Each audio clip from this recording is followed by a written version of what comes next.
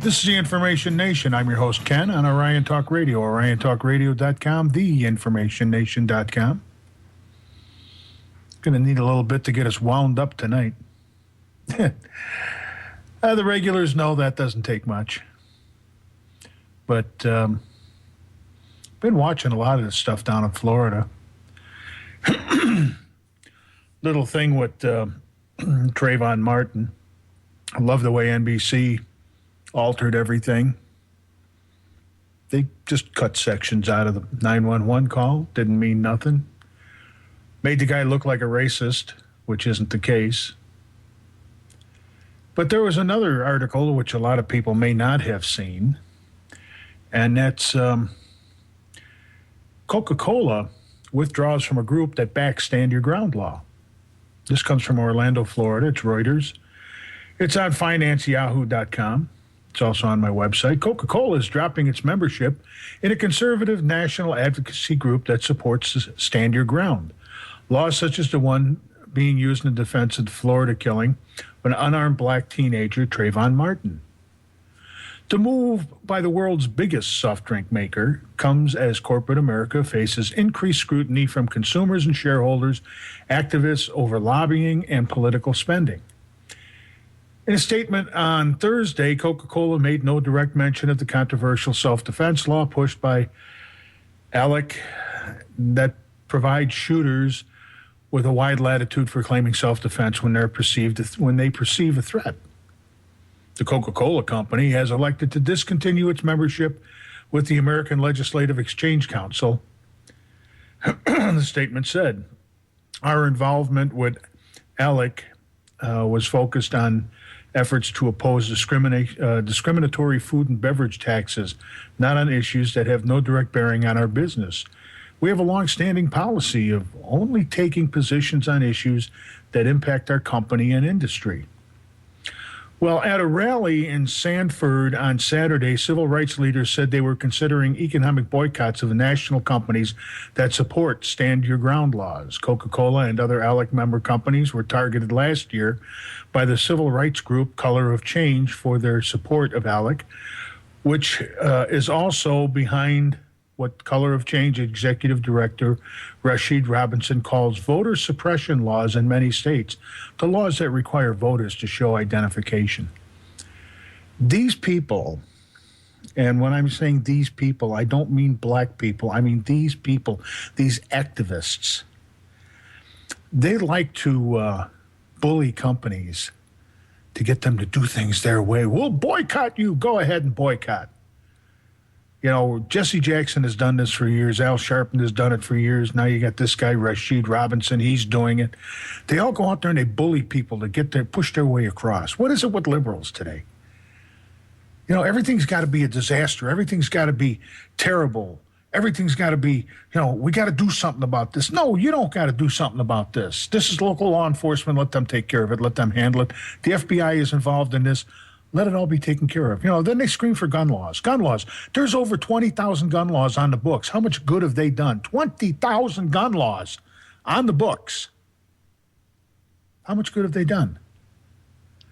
They haven't done a damn thing. They've done nothing but make the situation worse. So here you've got Florida, and of course they had to blame Bush, Jeb Bush, for pushing this law through. And the whole thing was you don't have to run from somebody who's attacking you. You have the right to pump a couple of rounds in their chest. Not a big problem. Now, whether this was done properly in this situation, I don't know. And I don't pretend to know. All I know is what I'm seeing. The fact that the tapes were doctored on the 911 calls. There was no point out of the fact that if you see the true enhanced video of at the police station, you can see Rebecca Zimmerman's head was kind of cut up. But that's not for me to make the decision. That's for the police department to make the decision. Was it self-defense? I don't know. If the man was being attacked, yeah, it was self-defense. I don't care what the kid did in the past. We're not talking about that. We're talking about this incident right here.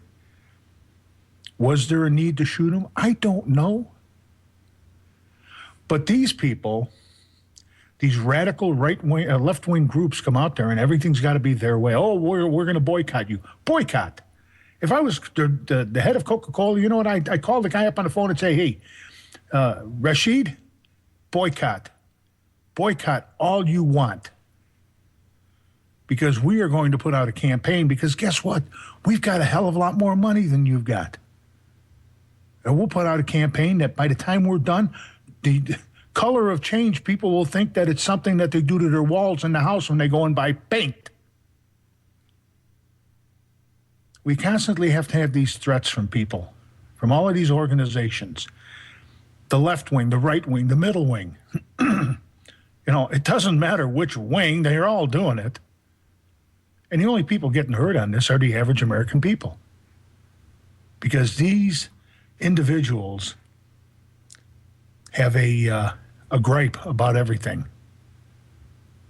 You listen to the politicians, you listen to all of these groups, Rainbow Coalition, all of them.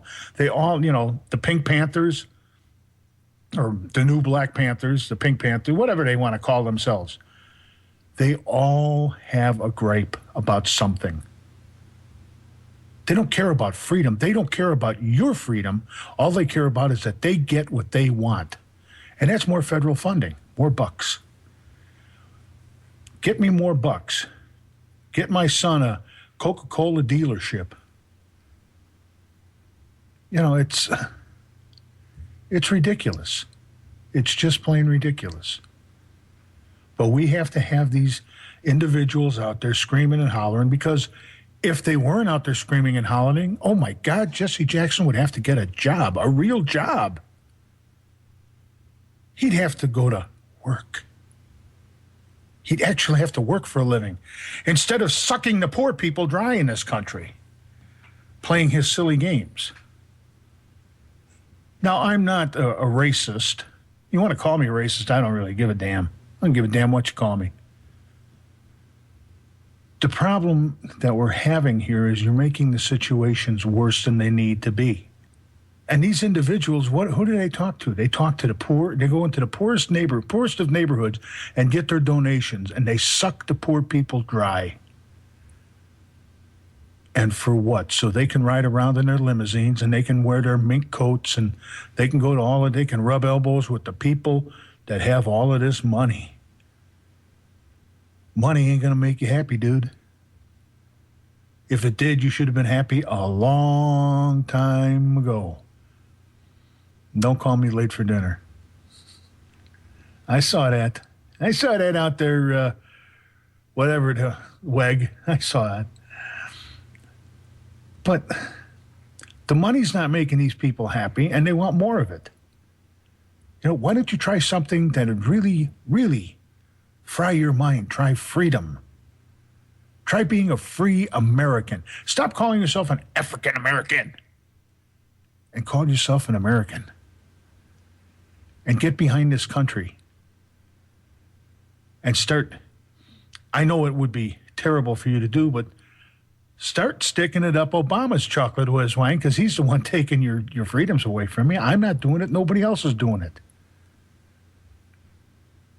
We can't allow people to intimidate, to threaten our companies, our law enforcement, or just the average neighborhood.